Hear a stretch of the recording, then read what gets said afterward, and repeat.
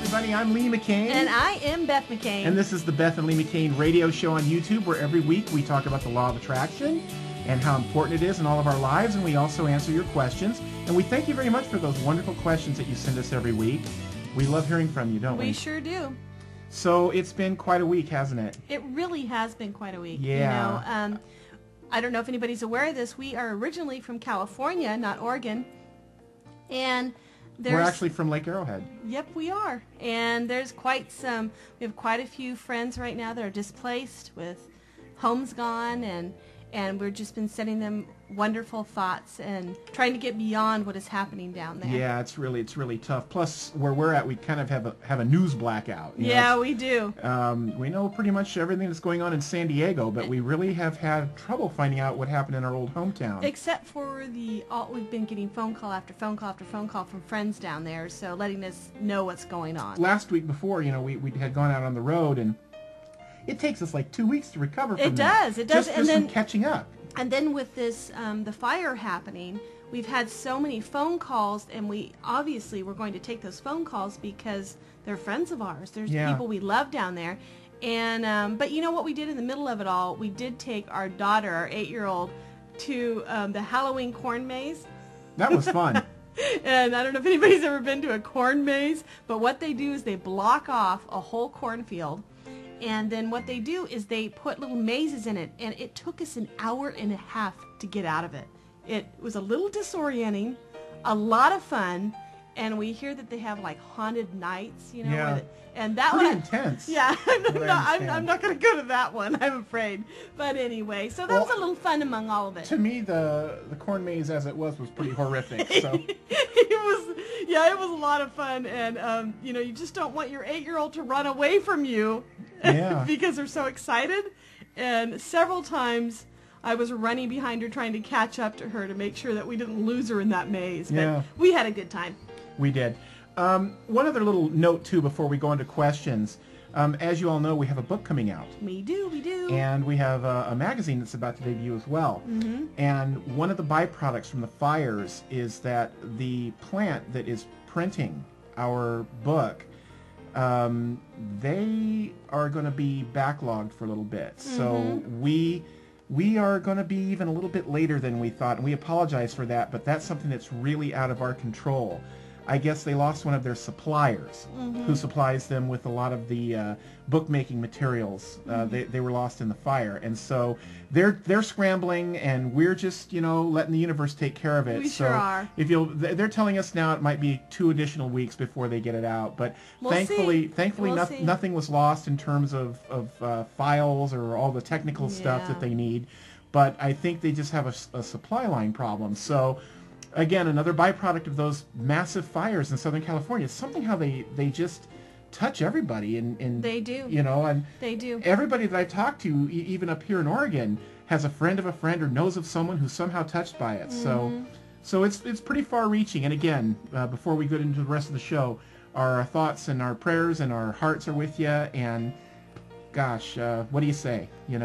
Okay, Beth, here is your question. Okay. This comes from Shanna in San Diego, and Shanna writes, Dear Beth and Lee, I am an avid law of attraction practitioner, and I just lost my home in the wildfires. How can this be? Well, Shanna, our good thoughts go out to you. And something that not many people know is in 2003, in the wildfires, Lee and I lost our home. We have been through what you're going through, and yes, it's a difficult time, but what got us through was thinking about the things that we were grateful for when it happened. And what I mean is, it's disheartening to go and see your home just gone, your car gutted. We lost our cat, and at the time you have your mourning period, and you do have to do that, but beyond that we looked around and we personally made it through the fire. Lee and I, our little girl, all of our children, we have older children as well, were living with us at the time as well, and so nobody was hurt, and my parents, and so nobody was hurt. We all made it together we weren't together at the time.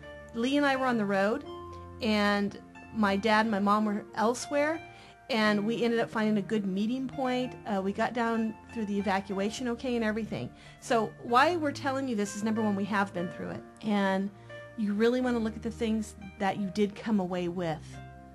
And that is your family. Losing everything, I looked at it as a brand new start. Didn't you think, Lee? Well, yeah. What was the best way to look at it? And the other thing is we had always talked about, well, gee, you know, when we get older, when we retire, or however you want to put that, we were going to move to Oregon and all this. And it actually accelerated that. I mean, we're here and we're happier than we have ever been. And we lived in California all of our lives. So Oregon is now our home. I mean, it truly is. So we had many good things, believe it or not, come out of that fire. You know what? And the other thing is, and I know that I guess Katrina was a big problem from a government level in terms of how they responded. But I can tell you this, the response and the help that we got from the government in 2003 when those fires came through was phenomenal. Yes. And FEMA was at the top of its game, and hopefully they've regained that since Katrina. But I'm telling you, there was a lot of positive, surprising things that came out of it. We had someone come to our home and wanted to know where we were going to stay. And this was within hours. And we had no idea. And they said, well, we have a house. Would you like to live in it up in Arrowhead and just pay the monthly mortgage? And we're like, my gosh, yes. Because we had how many? 7? Yeah, at that time. 7 or 8 people. Yeah, at that time. And when we got to that house, kid you not, someone came up with a van and had gone to every house and friend that they could think of and got dishes and got clothing and even a reclining chair. It was unbelievable. Yeah. Unbelievable. So there is some good people in it. At their best. You really have to, I know you have to really find it, because when you lose that, it can be difficult. But we felt very fortunate, and hopefully you can see the fortunate. And now we could not be happier. That fire actually accelerated our lives to where we're at right now, and we wouldn't want it any different. Yeah.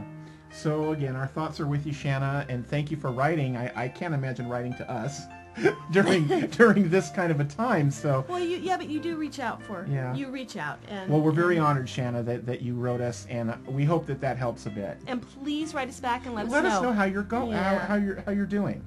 Okay. Okay, on to something else. Sure. All right. This is from Amy in Tennessee. Hello, Amy. Hi, Amy. What do I do when I start to fear and make bad decisions because of my fear? Well, that's a pretty common problem. And if you think about it, when you're coming from the state of fear, just stop, pause, and remember that you're always taken care of. And then, once you've kind of gained that ground, once you just inform yourself of the fact that you are always taken care of, try doing the exact opposite of what you'd normally do in that situation. It's true. Very true. You got something to add on that? I mean, well, sometimes we make decisions based on fear or doubt. Mm-hmm. And or we don't make decisions based on fear. And that's almost worse. And so sometimes it works when you're sitting there and you're so fearful and everything, you go, okay, wait a second. I know that the universe is always taking care of me. If I know that, and that's my core belief, it will stay that way. Mm-hmm. And then step out of your comfort zone and do the opposite of what that fear is telling you. And I'm telling you, it works. It does. It does. Well, folks, again, it's been quite a week, hasn't it? It sure has. And we thank you, especially Shanna, for writing to us this week. We'll be here again next week. We sure will. Please continue to visit the website and send us those emails. We love hearing from you. And it keeps changing. You know, it's taken some time, and we're renovating it. Yep. So we'll have a little unveiling when that happens. Yeah. But you're going to love the new look of the site. Yes, you are. And again, thanks for visiting with us every week here on the show, and we'll see you next week. All right. Bye-bye. Bye.